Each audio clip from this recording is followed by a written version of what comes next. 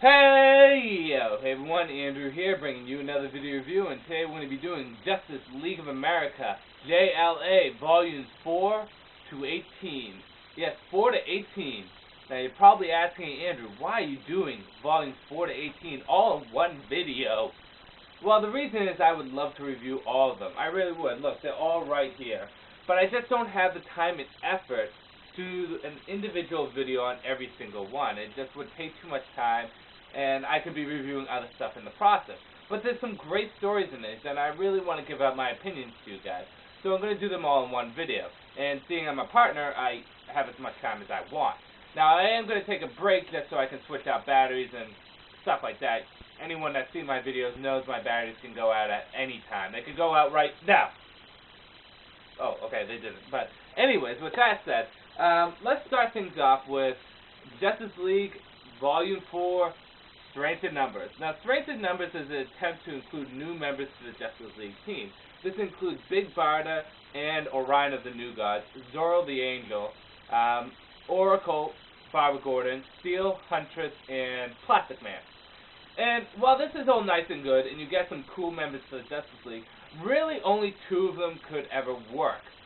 See, Big Barda and Orion are done well, but really they're not done to the full potential that they could have been written. In addition to that, you already got enough heavy hitters. You don't need new gods on there. Zorro's okay. I have nothing against him, but he's really not necessary. Huntress, what do you need her for? You got Batman. Steel, what do you need him for? You got Batman for the tech stuff, and you got Superman for the muscle. The only ones that could actually really work are Plastic Man and Oracle, because she's a network and Plastic Man has a unique power. So, I liked all the characters in this, especially the New Gods and Steel, but really when it comes down to it, the only one that works are Plastic Man and Oracle. Now, there are some great stories in this, and there's some mediocre stories, but the best one is with Prometheus, the villain who can put data in his head, and he basically beats all the Justice League. It takes help from Catwoman to beat him. So, this is pretty good. It's not as great as everyone thinks it is, but the Prometheus story is well worth it, because he's one of my favorite, if not my favorite, Justice League villains. Moving on to Justice for All. Now, Justice for All I liked a lot. Justice for All dealt with some major baddies that the Justice League had to deal with. Particularly the Shaggy Man. I thought he was quite an interesting character. How they dealt with the Shaggy Man was very well done. You also get a team up here with the Justice Society of America. So this was overall a really good story. I enjoyed it a lot. I recommend people pick this one up. This is also a good opening for a lot of people that want to get into the Justice League that can't find some of the earlier stuff. This is pretty good. So, Volume 5, Justice for All, really good. I like this one. Moving on to World War III, Volume 6. Now, this is a big apocalyptic story done by Grant Morrison. And the only problem I have with this story is it's very anticlimactic. It was good. It was definitely a 3 out of 5 stars, but it was hyped up too much. And you get to see a lot of heroes in there that you wouldn't normally see, but half the time they don't do anything. So, it could have been done up a little bit better. I still enjoyed it. It just wasn't the best. So, you could avoid this and it wouldn't be that big of a deal. I believe Hal Jordan does show up as a Spectre in one random issue. Yeah. So, moving on. Now, Tower of Babel. Tower of Babel was great. Amazing. In Tower of Babel, we have Batman's secret plans on the Justice League stolen by Ra's al Ghul. Now, as a contingency plan, just in case the Justice League ever went rogue or evil, Batman had a way of beating all the Justice League. I don't remember every single way of doing it, but I believe he had a fear toxin for Aquaman that made him scared of the water, so Aquaman wouldn't be able to rejuvenate himself. He had a ever-burning toxic on Martian Manhunter that made him constantly be on fire. Superman had a special kryptonite that stole away his powers and put him in agony. Flash kept on vibrating so fast he couldn't move and it could kill him. Wonder Woman was caught into a dream world where she would constantly compete against an opponent she couldn't beat. And I forget what Plastic Man's fault was. I think he got like turned to stone. And then finally the Green Lantern had his sight taken away, so he couldn't create his construct. Batman found out Ra's al Ghul was doing this and went to confront Ra's al Ghul with the help of the Justice League, but this put a big wedge in the Justice League, a big one. And there was a vote to vote out Batman, and before the vote could be delivered, the final vote, the decision vote, Batman left on his own terms. So this was really good. If you enjoy Batman and you enjoy how great he is, then you will enjoy Tower of Babel. Moving on, Divided We Fall. Now, Divided We Fall, I am iffy on, because the first half of it was really good when Batman wasn't part of the Justice League. You see a lot of tension growing up between the teams. It's the second half of the story I didn't like, where their alter egos get separated from themselves. Yeah, it was okay, but I think it would have served better if it was its own separate story, not part of the Divided We Fall. If this was exclusively about the tension between the Justice League, then it would have been a great story. So Divided We Fall, the first half was great. I love the conversation between Clark and Bruce about the Justice League and the tension between the Justice League. It's just the second half of the story could have been done better if it was separate. Moving on to Terra Incognito. This is the return of the White Martians. I love the White Martians. I thought this was a great story. And it's fairly short, but it did a lot for what it had. It did a lot for what was there. And I thought it was a good story. It was as good as JLA #1. New World Order? No. But it was a nice follow-up, and it was fun. The basic story is the White Martians are escaping, and they're taking away all the fire from Earth. Any ability to create fire, which basically puts the Earth in a bad position. At the same time, they're knocking out all the Justice League. So this was a good comic. Martian Manhunter and Batman stand out pretty well.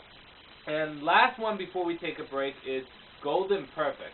Now, Golden Perfect is an interesting story because Wonder Woman is wrong. Wonder Woman's all about truth and always being truthful, but she betrays the truth, and she kind of goes on her instinct, and it destroys the Golden Lasso. And because of it, truth is destroyed. Everything is seen in, everything's distorted. For example, Riddler was almost impossible to beat, because his riddles were all lies. I mean, how could you get around that? And in addition to this, it was quite interesting because at one point, everyone got turned into what the public sees them. So Superman got turned into a god because people see him as a god. Batman got turned into a shade because everyone thinks he's a shadow. Kyle Rayner got turned into half him, half Hal Jordan because no one knows that there's multiple Green Lanterns. The Flash is this constant blur. And in addition to that, Martian Manhunter is this alien entity. So it was kind of interesting how everyone is viewed by the public. The story was okay. It was a good Wonder Woman story. It wasn't fantastic. But the second story in this that dealt with Plastic Man and his son was very nice. I enjoyed that story a lot more than I enjoyed the main story. So the main story is okay, but the Plastic Man story is better. So we're going to take a short break so I can just check my batteries, and I'll be right back. It'll be less than a second for you guys. So, one sec. Okay. Moving on to book 11 and 12, we have The Obsidian Age. Now, The Obsidian Age was a great book. I enjoyed it a lot. It's very complex, very layered, very well structured. And when I mean layered, one part of it takes place in the present and one part of it takes place in the past. I'll explain that in a second. See, Atlantis shows up out of nowhere, and it should not, because Aquaman sent Atlantis into the past along with all of its people to protect it. So the Justice League goes to investigate this, and by doing so, they get sent into the past. Now, everyone thinks that they die in the past, so Batman's contingency plan activates, and a new Justice League is formed under the leadership of Nightwing. So you have the Justice League in the present, led by Nightwing, dealing with the conflict on Atlantis, and then you have the Justice League in the past, the real Justice League, dealing with the conflict on Atlantis. And it's just back and forth, and it's so late, and stuff happens in the past, affects the future, and the future communicates with the past, and it's just so late and so well done, and such a great story and very complex. I recommend this to anyone, the book 1 and 2. The only problem with these are they're complex, so it may take a few reads to get used to it, but it's well worth it. It surprised me, and I enjoyed the comics thoroughly. Next would be Rules of Engagement. Rules of Engagement just deals with some of the new Justice League members like Faith, John Stewart as the Green Lantern, Major Disaster, and Raven. wasn't that great. It deals with the metahuman community going up against political agendas and all that stuff. It's really not that good. I didn't care for it. Don't bother. So avoid Rules of Engagement. Next one deals with John Jones in Trial by Fire. Now, there's some interesting backstory about the Green Martians and White Martians that you may not know. And because John Jones has gone into a relationship with a metahuman that produces fire, I believe her name is Pyro, but I forget. Really doesn't matter, she's not important to me. But he has overcome his fear of fire, and by doing so, he releases a primal evil version of the Green Martians. It's kind of interesting because you find out that the Guardians, the Green Lantern Guardians, actually created the Martians the way they are. And the Martians were really just evil creatures, but because they put the fear of fire in them, it turns them into good, normal creatures.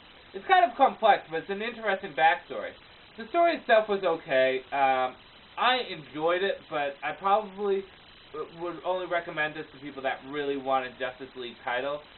For people that want a comic book, it's probably not worth it. It's an okay title. I enjoyed it more than I found it boring. So there's good parts and bad parts. Now the 10th Circle. The 10th Circle is really fun. It deals with a vampire who takes possession of Superman. It's done in the art of John Bryan, who did the Man of Steel series for Superman for the reboot. The story was actually surprisingly good. I enjoyed it. It had bits of the Doom Patrol in here too, so that was nice. The Doom Patrol is kind of a cool team that isn't focused on enough. I enjoyed this. It's a little surprising. Is it the best? No, but I think people will like this. So, 10th Circle, pick it up if you get a chance. Moving on. Pains of the Gods. Now, I'm a little torn between this. This reads really fast.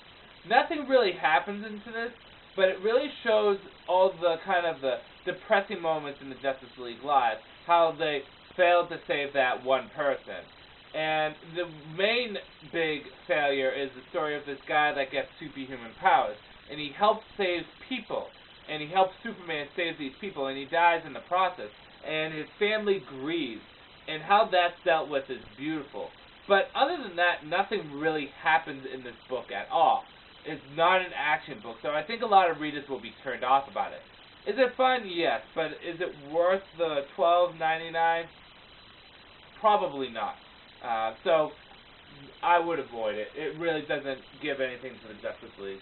Next is the Syndicate Rules, where we have the Justice League of America going up against the Evil Crime Syndicate of America, spelled with a K. I expected more from this. It was a good story. I just think it was a little overhyped. So pick it up if you want a fun battle between good and evil versions, but other than that, it was just okay. And the last on our list is Crisis of Conscience, which is actually a kind of a sequel to the Identity Crisis and a prequel to, or a countdown to the Infinite Crisis. This is where Batman confronts the people that erased his memory, and the villains that had their memories erased show up also. This was nice. I enjoyed this.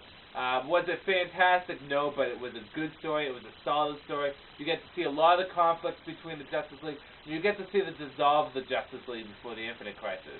I think Batman was portrayed well in this, and I thought the whole Justice League was portrayed well. I liked how Hawkman came out as the complete opposite of what Batman was. Because Hawkman believes in doing what needs to be done. And he's an interesting character in that. And I like Hawkman. I really do. I think I'm going to start reading Hawkman. So Hawkman was portrayed well in this. Batman was portrayed well, and Zatanna was portrayed beautifully. She shined well in this. So, while it may not be the best story, I still recommend picking it up. So that is Justice League Volume 4 to 18. Yes, I know I went through them real quickly, but I really wanted you guys to get a sense of what was good and what was bad. This deals with the bulk of the Justice League stories. I already reviewed Volume 1, 2, and 3, so if you want to check this out, go ahead. You find with the JLA title, the JLA, not the Justice League, but the JLA title, there's some really big high points, and there's some low points, but on the whole, it's an enjoyable title, and take my recommendations into account. Check out on Amazon, see what people say, because these stories are great, and I do recommend picking up the ones that I thought were good. So with that said, I'm gonna have to cover up the thing. Let's do a cool title. Let's do this one. With that said, this is Andrew saying, peace out for now.